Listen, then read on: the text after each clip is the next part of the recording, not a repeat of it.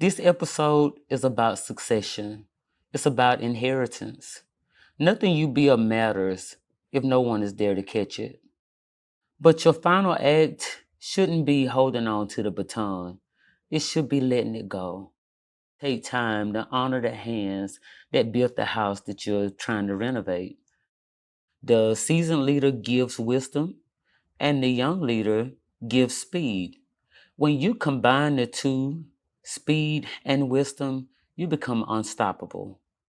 We define true impact. Forget the quarterly check.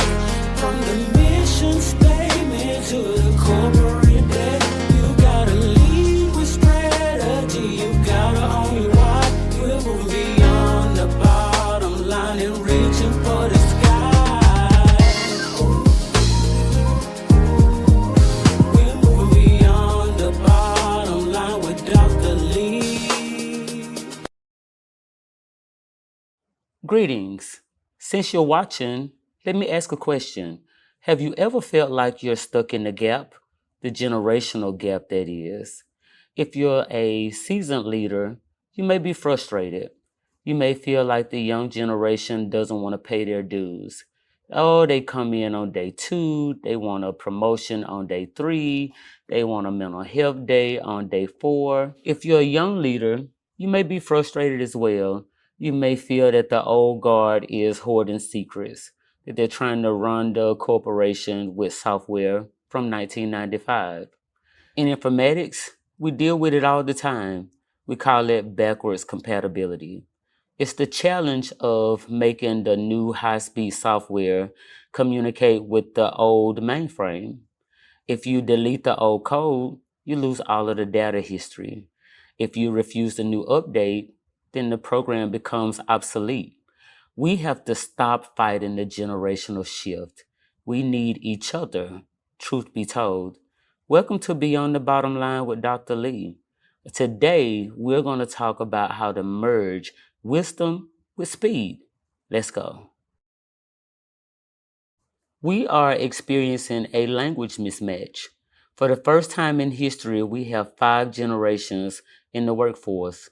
We have the traditionists, we have the baby boomers, we have Gen X, Gen Y, the millennials, my generation, and we also have Gen Z.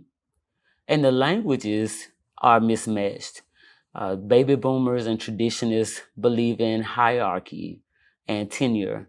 The younger generation believes that you prove yourself with the level of work that you're able to do. When the two languages collide without a translator, you get friction. The more tenured generations see working late as you paying your dues. The younger generation believes that if you're working too late, maybe there's an efficiency problem. The more tenured generations believe that being silent is a sign of respect. The younger generation believe that you might have something to hide. In ministry, I see this constantly.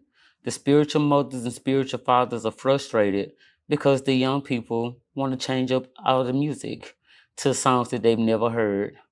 And then the young generation is frustrated because they feel unused. They're not given a seat at the table until they're 50. The result is a fractured culture. The wisdom isn't getting passed down, and the energy isn't getting passed up. We're dropping the baton because we're too busy arguing and not agreeing on the best way to run the race. Let's analyze the system. In data engineering, you never just rip out the old code. Why? Because it contains the root logic. It contains the why. To the young leaders watching, you call the old guard slow. But what you call slow, they call stable. They have endured crashes you haven't seen yet. If you delete them, you delete the safeguards. To the seasoned leaders, you view the new update as risky. But let me tell you something. If you don't update the system, then the system becomes vulnerable to crashes, to threats, because the new update contains new patches that are able to safeguard the system. We need reciprocal respect. The young need to honor the shoulders. We stand on the shoulders of giants. The tenured needs to honor the vision because your sons and daughters shall prophesy. If the shoulders collapse, the vision fails. If the vision becomes blinded and the shoulders stand for nothing, you need each other. So, how do we build the interface? How do we make the mainframe communicate with the new software? You need a two-way port. In the traditional sense, regular mentoring is one way. The old is teaching the young, but that way is outdated. What you need now is reverse mentoring. Strategy one, the Jetty Council model. Stop putting all of the young executives at the kiddie table. Invite them to the boardroom. In every strategic planning meeting that you have, there should be a digital native. Let them speak, take notes, ask them questions. Ask them, how does this decision impact your generation? How does this impact your colleagues, your work?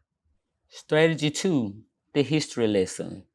Young leaders, before you come in and rip up a system that is already in existence, try scheduling a meeting with a senior leader. Ask them questions. Ask them how they survived their toughest day there. If you can hear their story, if you can understand their scars, you might respect their caution. Strategy three, the translation layer. When there's friction in the communication, don't assume that it's a character flaw. Instead of saying they're lazy, maybe try asking, are they measuring productivity differently? Instead of saying that they're stubborn, ask, what are they trying to protect? Data flows best when the port is open both ways. The seasoned leader gives wisdom, and the young leader gives speed.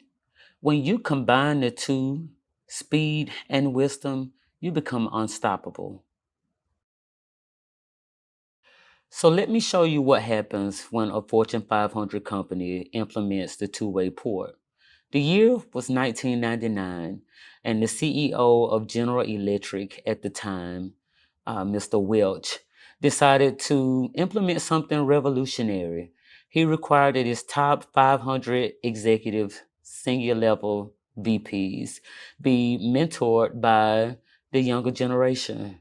Welch realized that while his top executives understood business strategy and business structure, that his company, General Electric, was becoming obsolete in the digital age. So he required his top 500 executives in the C-suite to be mentored by younger executives so that they could learn the importance of internet and email and digital trends of the time. The resistance was immediate. Here we have senior level executives being taught by 25-year-olds who had just graduated from college. But Welch understood something crucial. He understood that if General Electric couldn't keep up with the emerging digital trends, that the company would become obsolete. This was not about tenure or hierarchy. This was about survival. Here's what happened. Within 18 months, General Electric reported a 300% increase in executive use of digital tools, a 45% increase in new product ideas from cross-generational teams, a 28% satisfaction rate among young workers, which was an improvement in employee engagement, and 60% faster decision making on tech initiatives. But here's the most important outcome. This program created lasting relationships. The older generation, the tenured VIPs, they begin to lean into their younger executives and include them in strategic decision making. The younger generation begin to pull from the wisdom of the tenured generation because some things just cannot be taught in an MBA program. The model spread across corporate America. Now, some of the major players in today's world used the reverse mentoring model that was engineered by General Electric in 1999. The data is clear. When wisdom and speed are bidirectional, innovation accelerates and culture strengthens. When the two-way port is in full operation, it not only enhances the entire system, but it actually strengthens and makes both systems better. We're headed into the nightcap. This episode is about succession. It's about inheritance. Nothing you build matters if no one is there to catch it. To my seasoned leaders, I know it's hard to let go.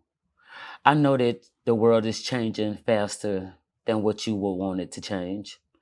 But your final act shouldn't be holding on to the baton. It should be letting it go. You have so much wisdom. You have so much to impart to the younger generation. You've weathered storms that they've never encountered. You have scars that they don't quite yet understand. Pour that wisdom out into them. Download it into them. Don't let it die, and don't take it to the grave with you. To my young leaders, I know you want to run. I know you see the future. I know you know the way. But I also want you to take time to honor the hands that built the house that you're trying to renovate. Listen to their stories. Listen to their wisdom. Learn from them. Eat from their table. Make sure that you're doing all that you can to go beyond the bottom line. The lyrics say, you've got to lead with strategy.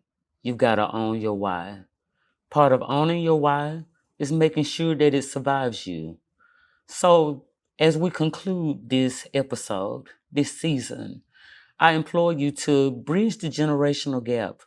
Buy the coffee, ask the questions, listen to the stories, learn from each other, and let's continue going beyond the bottom line.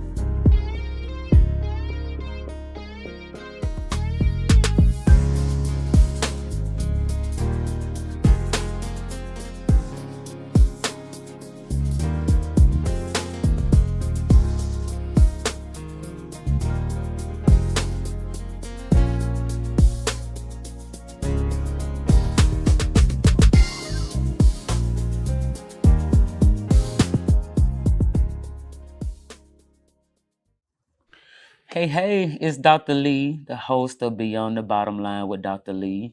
And I'm interested in knowing what strategies have you implemented to bridge the generational gap? Please comment below. I'm interested in knowing what your strategies have been. And let's continue going beyond the bottom line.